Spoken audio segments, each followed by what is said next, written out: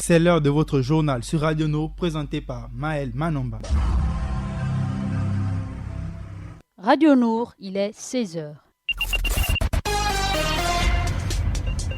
Assalamu alaikum, excellent début de semaine sur la Radio Nour. Voici les titres de votre journal partiel 2019. Nous irons à Mimongo, dans le premier siège de cette localité où Gladys Moulengi du PSD passe devant le PDG et devient la première femme députée du siège.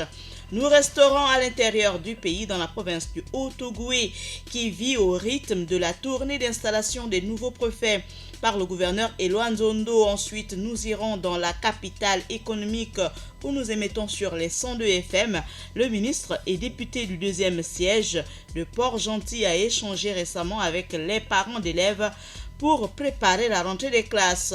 Vous aurez dans cette édition d'information le communiqué du président de l'Assemblée nationale qui informe les honorables députés, le personnel et tous les usagers sur le siège provisoire de l'Assemblée nationale. 10, c'est le chiffre de la rédaction. Ensuite, vous aurez les pages musulmanes et internationales successivement présentées par Adiza Adamou et Ida Ibinga. Radio Nour, il est 16h. Nous démarrons cette édition d'information à l'intérieur du pays, dans la province de Lula-Ngounié, arrivé en tête avec 58,47% des voix contre 41,53% pour Kimo Kimo. Fabrice du PDG, Gladys Moulengi, candidate du PSD, devient ainsi la première femme députée du premier siège de Mimongo dans le département de Logulu. On reste à l'intérieur du pays, dans la province du Haut-Ogooué, qui vit au rythme de la tournée d'installation des nouveaux préfets. Onga, Boumi et Okonja, ce sont les étapes déjà réalisées par le gouverneur Éloi Nzondo. Mesdames et messieurs, l'administration a ceci de particulier, qu'elle demeure au-delà des hommes qui en incarnent les fonctions ou les postes. À l'instant, le gouverneur du Haut-Ogooué, Éloi Nzondo, en tournée d'installation des nouveaux préfets. Toujours dans l'Interland, cette fois dans la capitale économique où nous émettons sur les 102 FM, le ministre et député du deuxième siège de Port-Gentil a échangé récemment avec les parents d'élèves et les directeurs d'établissements scolaires du deuxième arrondissement de la commune, une rencontre qui, selon l'élu, s'inscrit dans le cadre des préparatifs de la prochaine rentrée scolaire pour réserver aux enseignants et à leurs élèves des meilleures conditions de travail et d'apprentissage. Je suis venu vous écouter pour pouvoir apporter des solutions pour mieux faire, mais aussi pour pouvoir mieux vous défendre, car je suis votre porte-parole auprès de l'exécutif, a rassuré Jean-Fidèle Otondo. On termine à Libreville avec ce communiqué de la première chambre du Parlement. Le président de l'Assemblée nationale informe les honorables députés, le personnel et tous les usagers que le siège de l'Assemblée nationale est provisoirement transféré dans les locaux de l'immeuble 6 à la vallée Sainte-Marie en face de Mbolo, en attendant la fin des travaux de réhabilitation du palais Léomba prévus pour une durée de 14 mois. 10, c'est le chiffre de la rédaction. Il renvoie à une date, le mardi 10 septembre prochain. L'université de Bisségué, fondée par l'ancien premier ministre Raymond Donsima, ouvrira ses portes au public.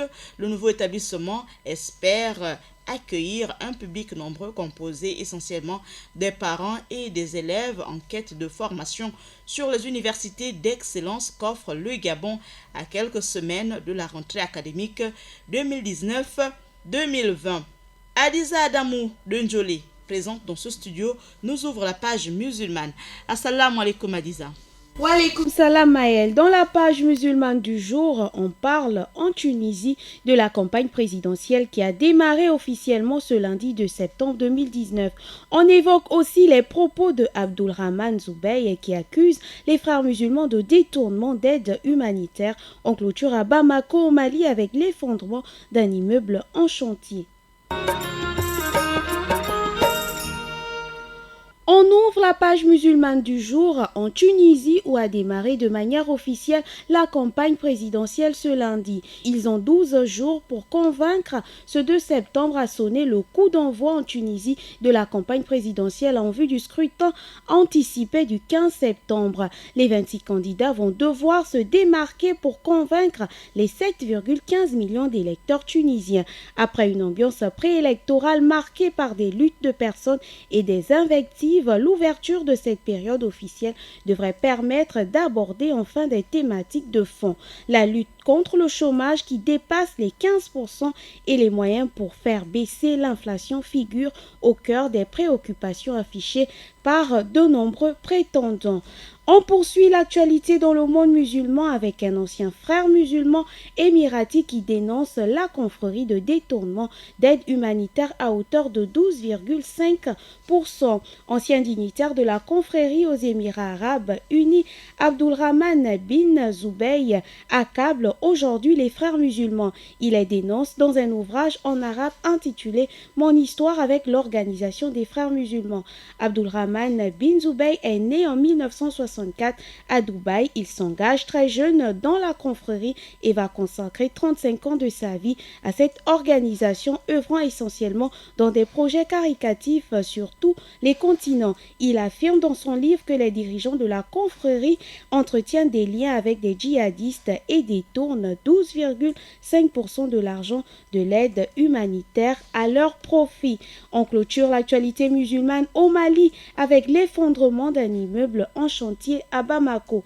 Dans la nuit de dimanche à lundi, des volontaires fouillaient les décombres d'immeubles qui s'est effondré à Bamako à la recherche d'éventuels survivants.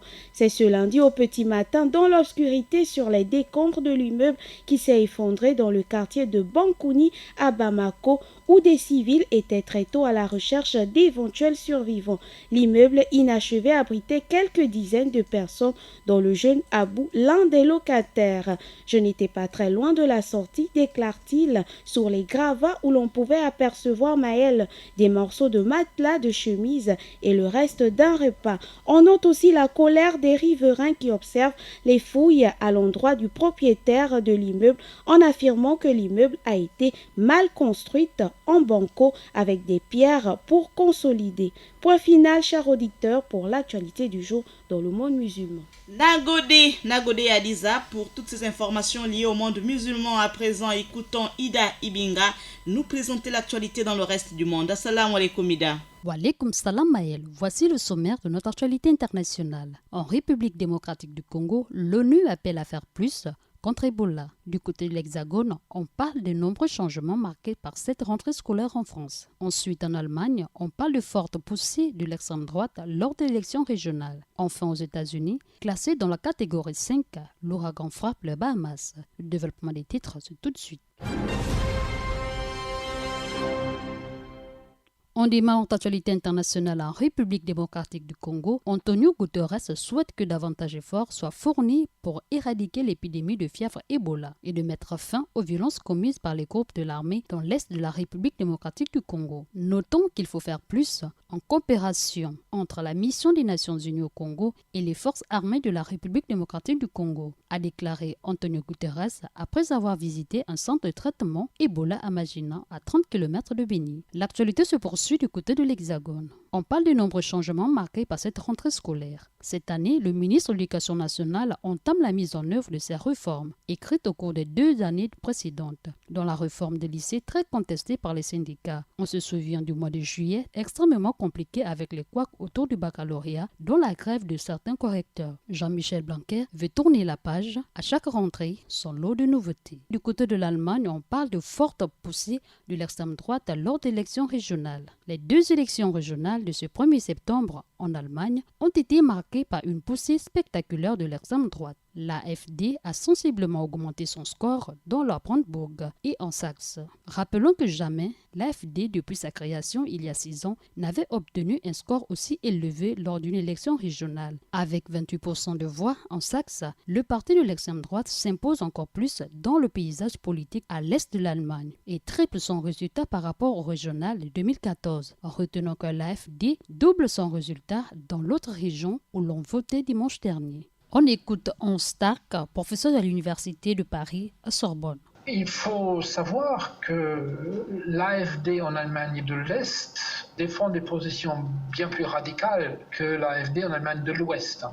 Et notamment dans les deux Länder qui ont organisé les élections aujourd'hui, ainsi qu'en Thuringe, où les élections auront lieu en fin octobre. L'AfD, dans ces trois Länder, est dominée par un groupement au sein de l'AfD qui s'appelle Der Flügel en allemand, et c'est en fait la frange extrémiste droitière de l'AfD.